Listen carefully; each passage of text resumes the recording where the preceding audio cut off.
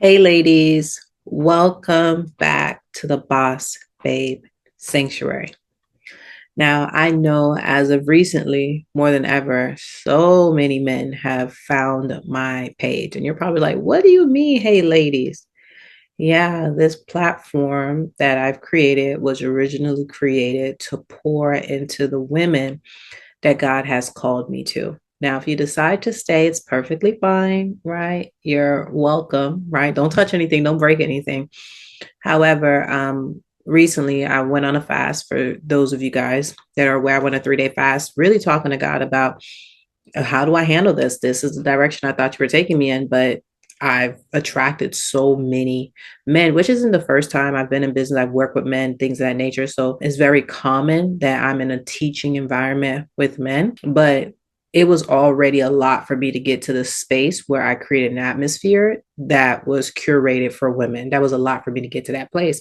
And then I did it. And then all of a sudden, I attracted all these men. I'm like, God, like, what is this all about? But in the process of fasting, he definitely made it very clear to me, abundantly clear about who my core audience is, right? If you're in business, if you're in content creation, whatever it may be, you have a core audience, but there's a broader audience that finds you as you're speaking to your core audience. So this is not a rejection of you guys that are in that broader audience. However, we all have our purpose, right? So for me, especially this year, I really want to focus on pouring into where I'm supposed to. And if anyone gets nourished from that, God bless you. But it's so important, especially when you're building a business, it's so important that your messaging is focused at the right people. Because if you help people that simply appreciate the message, for example, but they're not really the audience that is for the message, not only do you hurt yourself, you hurt your brand, you hurt a lot of things. So I definitely want to stay focused in that area. So with that being said, I want to welcome you guys back to the Boss Babe Sanctuary.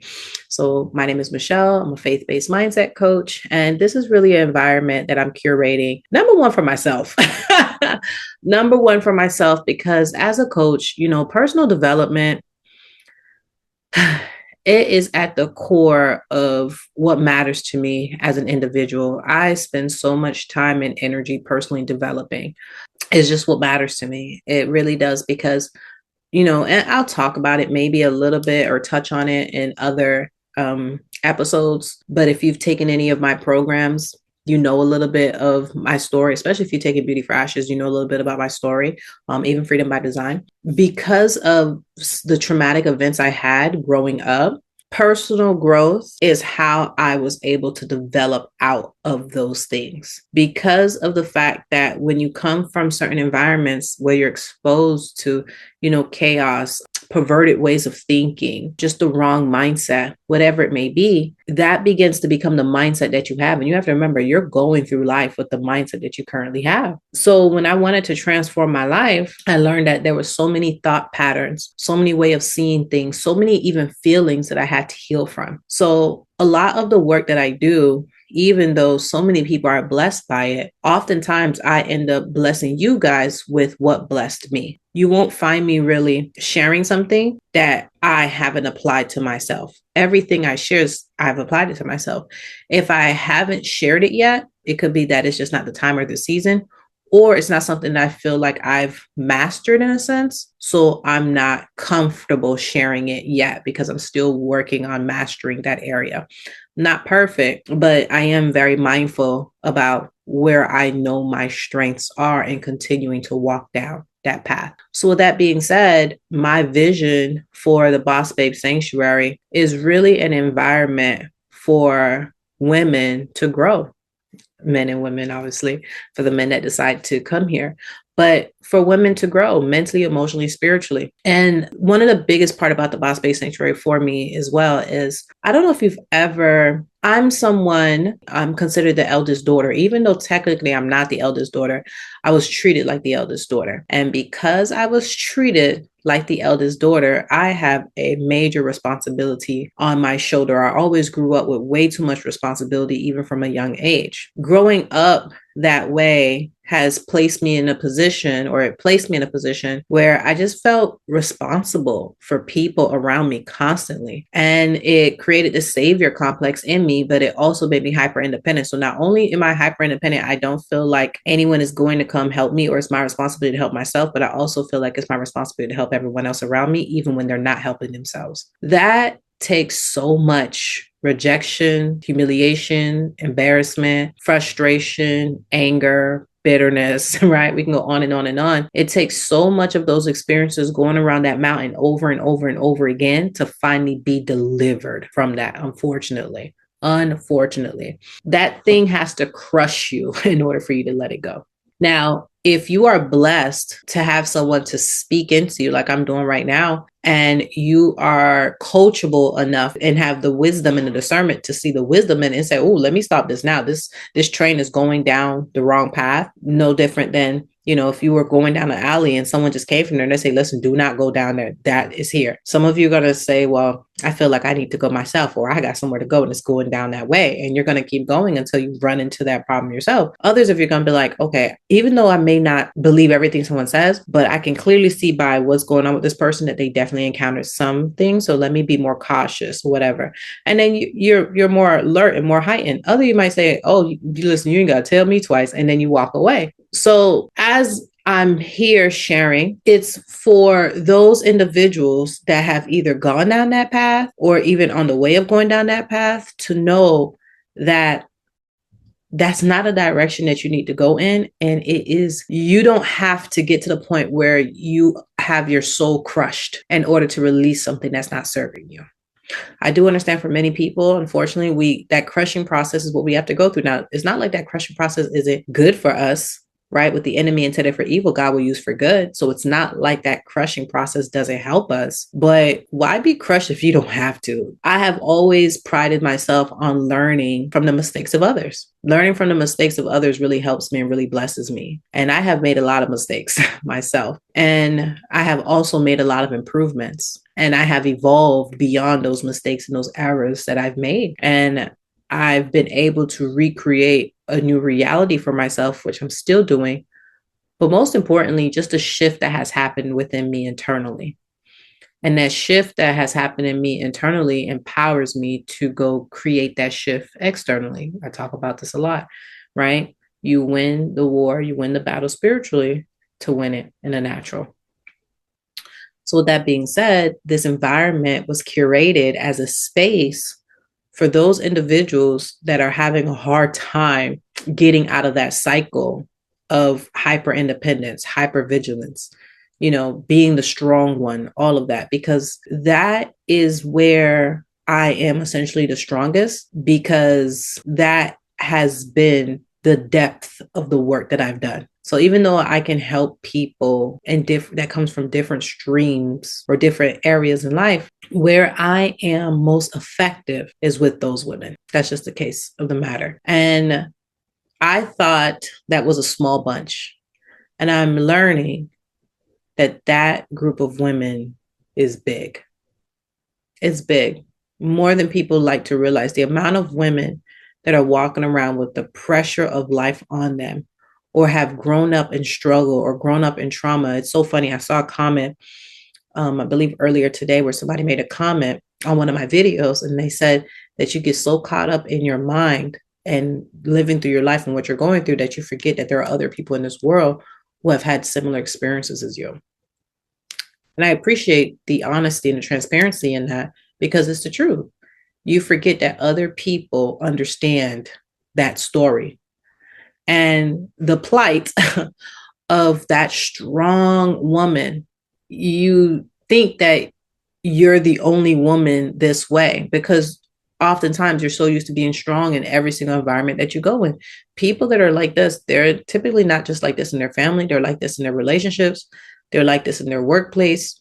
It's your personality. It's who you are. It's your DNA. You carry it everywhere you go. And you end up, because it's not serving you and because it's harmful. Don't get me wrong, for a period of time, it was beneficial, especially if you grew up around neglect. Growing up in an environment where there's neglect, you better learn how to be independent, or else you're not going to eat. If I'm a baby and I'm hungry and, I have a mom who, for whatever reason, is drifting off. I better learn how to crawl much faster if I want to eat. So it is a trauma response, but nonetheless, it's a survival skill as well. That survival skill, at what point do you realize that this is not a survival skill that I need any longer? And for most people, we never think that we don't need a survival skill any longer because survival is at the core of self-preservation. So our minds think that if we let go of the survival skill, that means we are abandoning self-preservation until you realize that that survival skill is actually harming you. So, for example, in areas of Haiti, I didn't know this, but there's something that's called te. And te is basically like a clay-like mineral. And I remember when my sisters came from Haiti, they liked this thing called te. It was like this circle thing. And really what it was like this chalky type of substance. It was almost like dirt, but it wasn't. It was like this white, pure, very fine grained dirt, like clay. And it was salted. It's like literally seasoned. And people would just put it on their tongue and let it melt away. So the saltiness, almost like sunflower seeds. The saltiness of it, people enjoy it and they let it melt away. And I remember, people will go to other people's houses that I guess will come from Haiti and they'll purchase this thing, right? Like, kind of like when people go to the store and they get like a bag of sunflower seeds, a bag of peanuts or whatever it may be, or like chew tobacco and they put it on the side of their mouth. So people use it as a vice. Me not being raised in Haiti, right? Even though, I'm an immigrant to this country, right? I'm a US citizen, but an immigrant to this country. I was raised in American culture, but in a Haitian household. So really, I go to school, I leave my home, I'm in the American culture, but in my home, I am immersed in Haitian culture.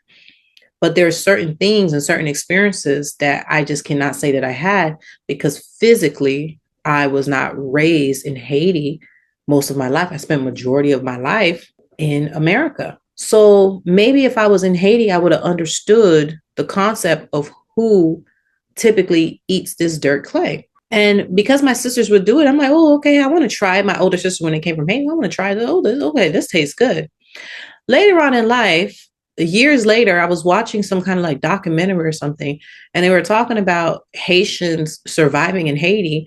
And they would talk about this area where things are so rough for these people that they would eat dirt clay. And I'm like, calling my mom, like, wait, you're telling me the whole time, like, this is something that came out of poverty?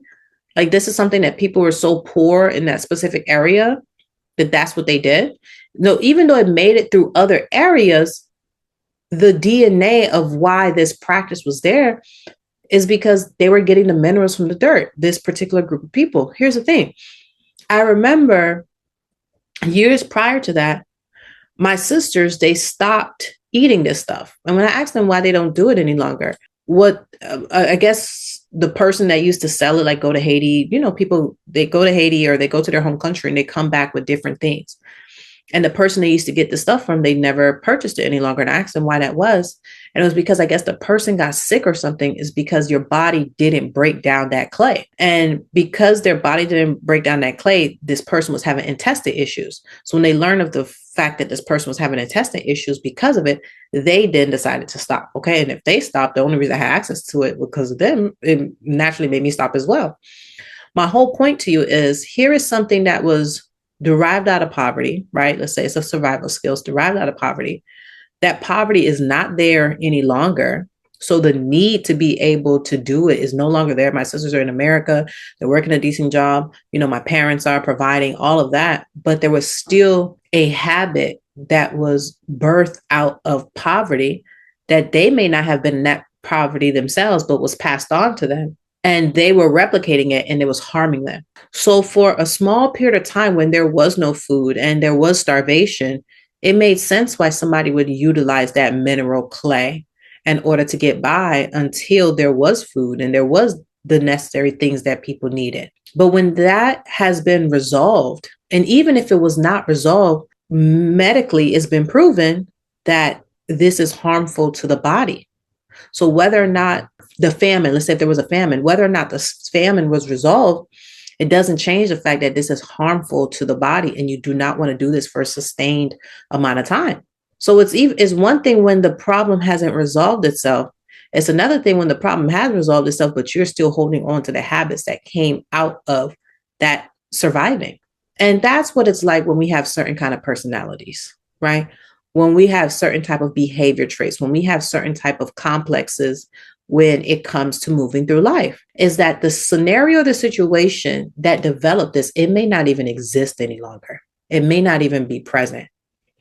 And even if it was still present, it doesn't change the fact that that survival skill that you develop, what I call survival strength, that survival strength that you develop, it is not beneficial to you. It's not beneficial to you in this current environment, in this current condition that you're in.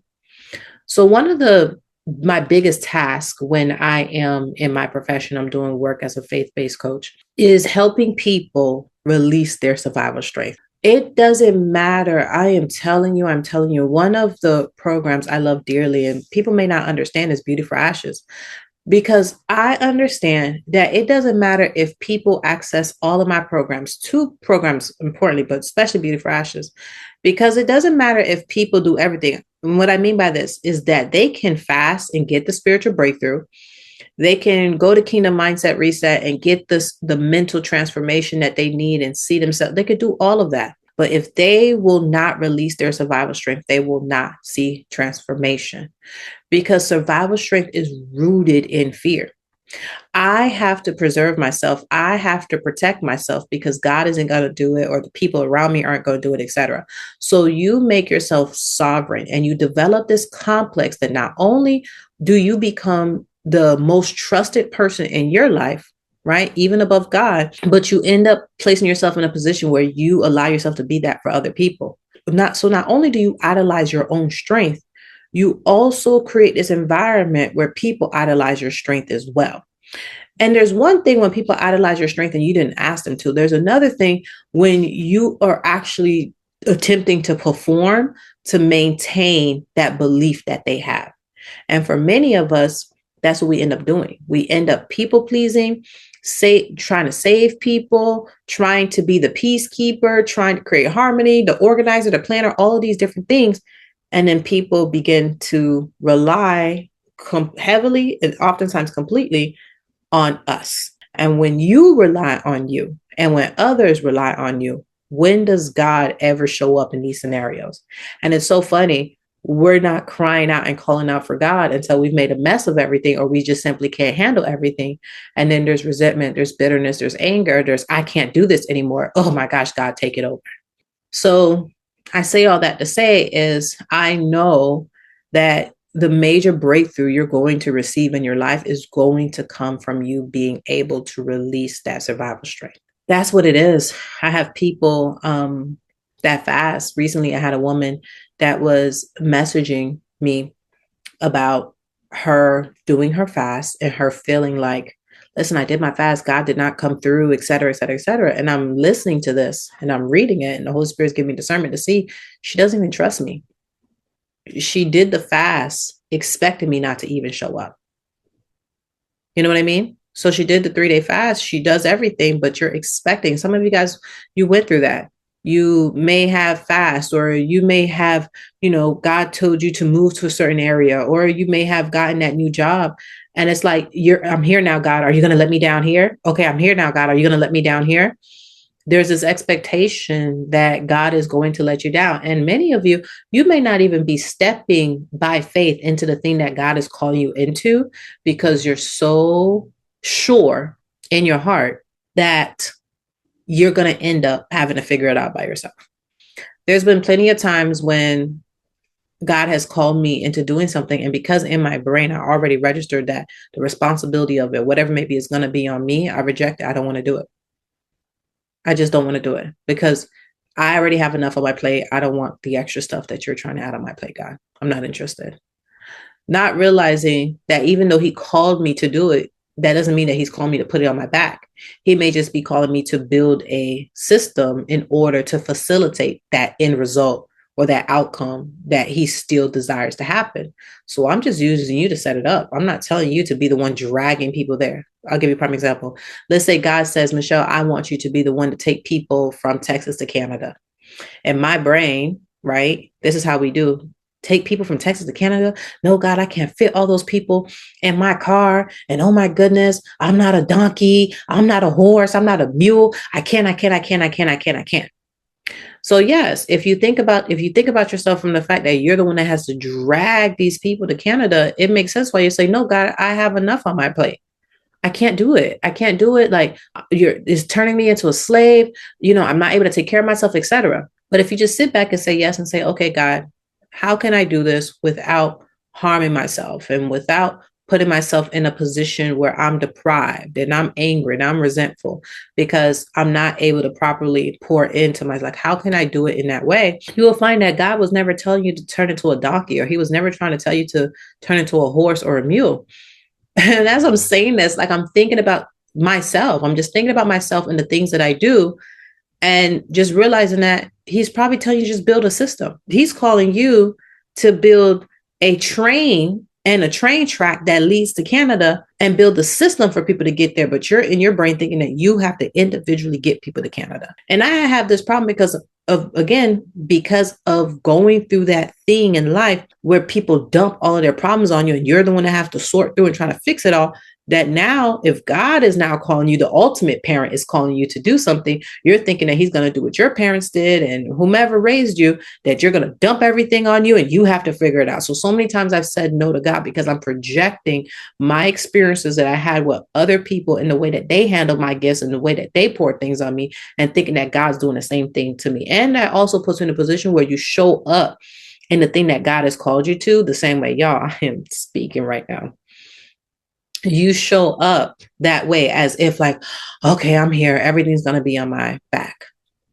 In my Freedom by Design group, the ladies were speaking to me and they wanted me to do like a long-term coaching. And I was talking to God about this, and I've been going back and forth. And I told him, I said, don't worry, I'm going to talk to God about it. I'm going to see how I really, really, really feel about this. And I've been fasting on this to really know whether or not this is something I want to do over a sustained period of time. And when I brought it to God, I'm like, God, I can't sustain this. Like I can't, because my coaching program is intense over the last 12 weeks. We're in week 11 right now. And I'm like, God, I can't sustain this. Even doing the Freedom by Design, I don't see myself necessarily redoing it live the way that I'm doing it. I see myself allowing it to be a real program, like a class that people can do at their own pace. And I'm like, God, if I do like a 1 year, let's say, coaching community, all I'm thinking to myself is that I have to show up every single day, right? Or let's say once a week, twice a week, whatever it may be, for coaching. And I'm like, Michelle, can you maintain that? And in my brain, I'm like, no, because I may want to take a vacation. I may want to do things like I know the way I want to live my life.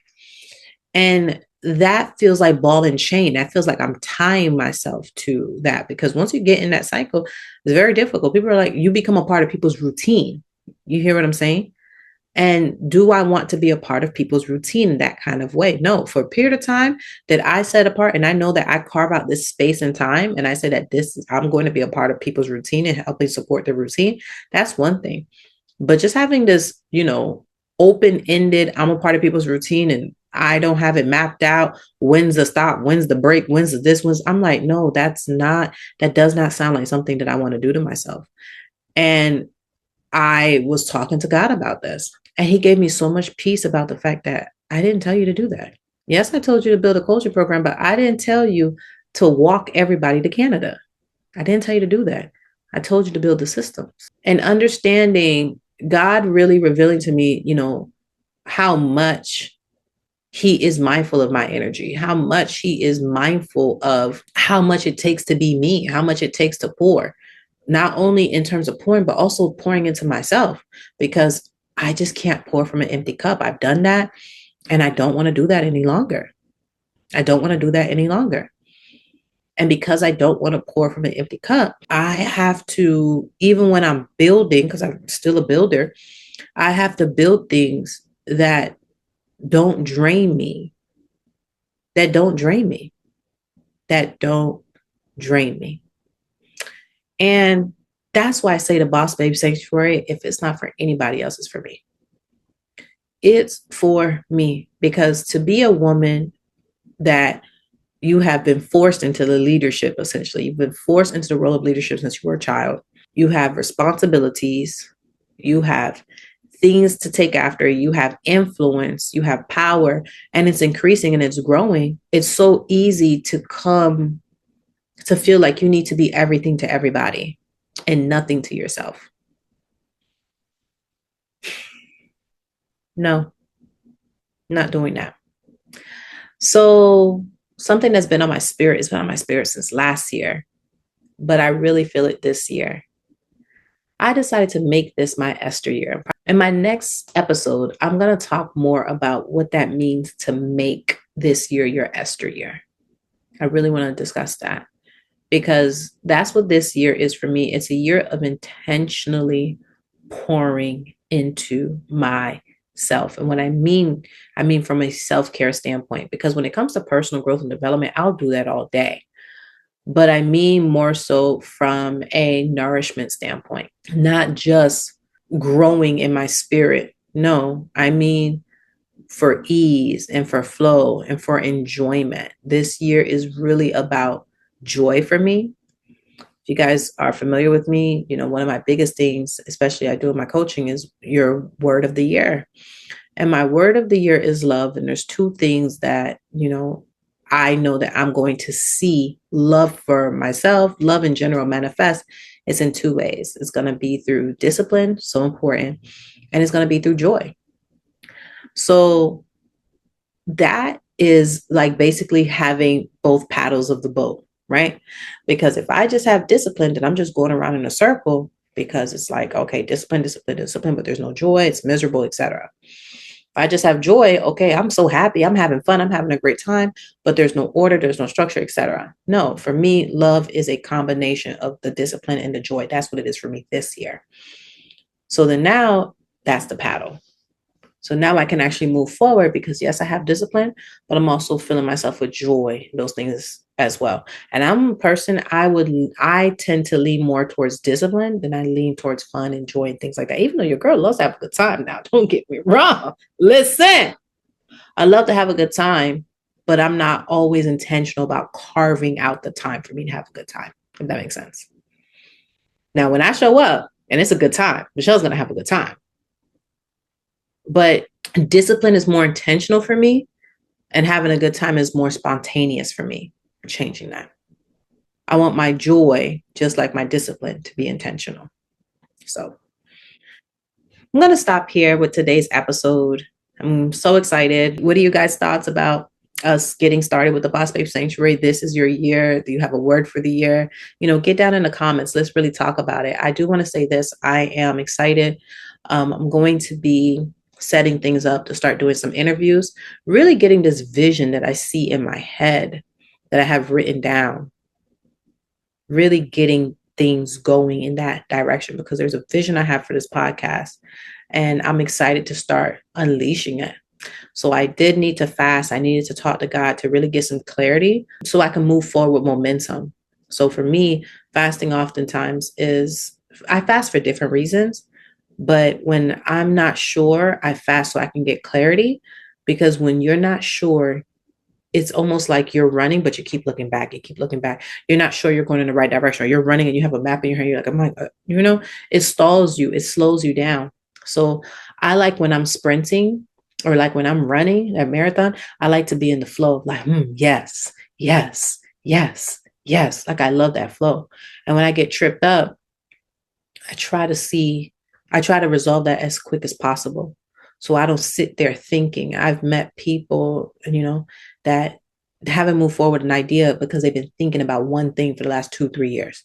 And because they can't see how to overcome this, they just sit there and think and think and think and think and think. And like, oh, I would be able to do it if this would resolve itself. This would resolve itself. I go to God. And I'm like, okay, God, this is what I need. This is what I need to happen. This is why I can't move forward. Please help me. Give me a solution. Show me how to get around this, right? And he'll give it to me, and he will provide. So that was the thing for me when it came to the podcast episodes is this the direction that you really want me to go in? I need to confirm that. with the podcast. It is what it is. I need to confirm that. And I brought that to him, and I feel like he completely confirmed, no, go in this direction that I sent you. So you're about to see what God does. Hey, you're going to see it. So my goal this year is to release 100 episodes. Ambitious goal. That's why I tell you guys I'm an overachiever. So that's why I have to be so mindful with my energy, because when I do something, your girl be trying to like, ugh. But I just want to knock it out. I just want to knock it out. I just want to do it. So building my systems and the things that I need to do that. So I'm really pouring my focus now from TikTok and all the things that I usually do to put content. I really want to focus my energy here on the podcast and growing the podcast. So hit that subscribe button, hit that like button, get in the comments, right? Let the algorithm know that you want more of this content from me. So I'm excited, guys. I will be paying attention, obviously, to the numbers. I'll be, as best I can, paying attention to your comments, letting me know kind of like, okay, this is where we could use more help, support, et cetera, et cetera, et cetera. So I have a few people in mind right now that I want to bring in for interviews that I feel like is going to bring so much value to the community in different areas. Don't worry, guys. I got some good stuff up my sleeve. So I love you guys. I appreciate you guys. And listen, it is a new year right now. I'm recording this on the 28th of January. And so many people have already fell off their New Year's goals, right? Get back up. At first, you don't succeed, right? Dust yourself off and try again. Dust yourself off and try again. Don't beat yourself up like, oh my gosh, I haven't made it this far. I already messed up. So what's the point? You have 11 more months to go. Like, you're letting some mishap in the first few weeks literally control and dominate the rest of the year. No, dust yourself off and try again. All right, guys. Till next time. Have a great day. Bye.